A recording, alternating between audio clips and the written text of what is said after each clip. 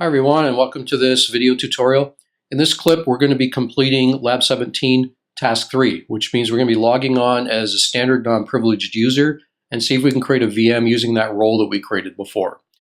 So I'm going to start off by logging in here as ITSS/STD user and use our super secret password, if I could actually type that correctly.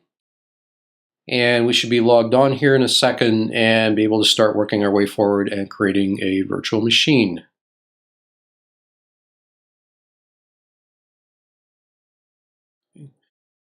So we're now in. I'm going to select home. I'm going to pick hosts and clusters. We can see if we expand out on training and on lab servers, once that's done enumerating, that we're not going to be able to see as much information as what our privileged user can.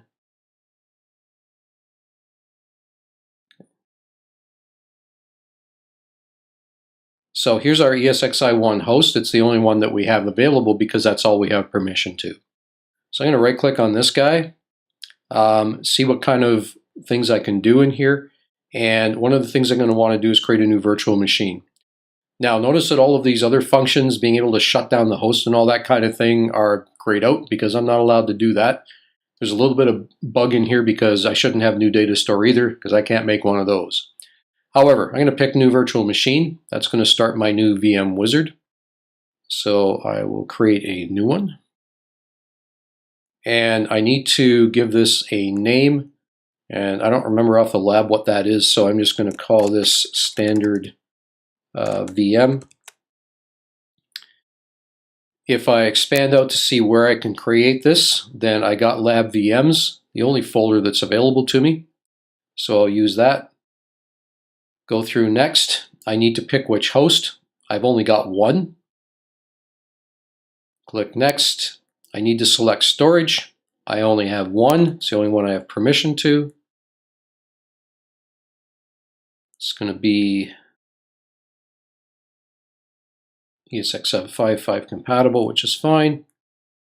This is going to be, doesn't really matter. We'll pick server 2003 32-bit, which is what we've been doing all along. We're not actually going to install the guest, so it doesn't really matter.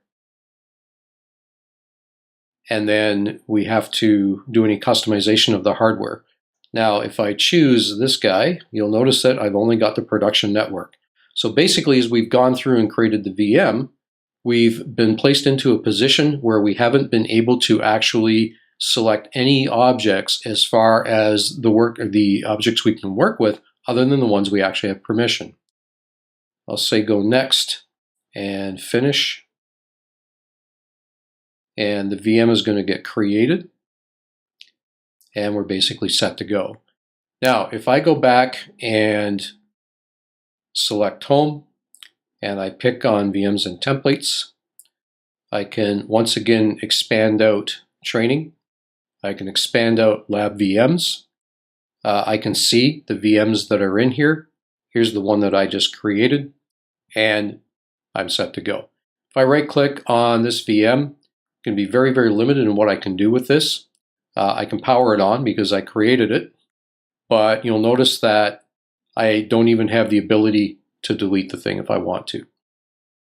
So that's basically the VM created. We were successful in creating the role and limiting what objects the user had access to. The only thing we need to do now is get rid of the VM. So I'm simply going to log out as the standard user. I'm going to log back in as the root user so we can see that we can delete that VM. And the root user actually has permissions to do that. So our login screen will be up here in a second. Here we go. So I'll log on as root. And once we're connected in there, we should be able to see that new virtual machine that got created just a minute ago.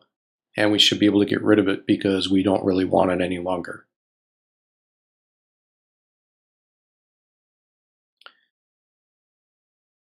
Again, many ways to navigate. I'm just going to pick VMs and templates. And here we see that virtual machine that got installed by the standard user. I'm just going to right click on that and go to all vCenter actions. And I'm going to pick delete from disk. Yes, I do want to do that. Very quickly, that task is complete and that VM is no longer available. That's a wrap for this particular video. Hopefully this was helpful to you, and we'll see you next time.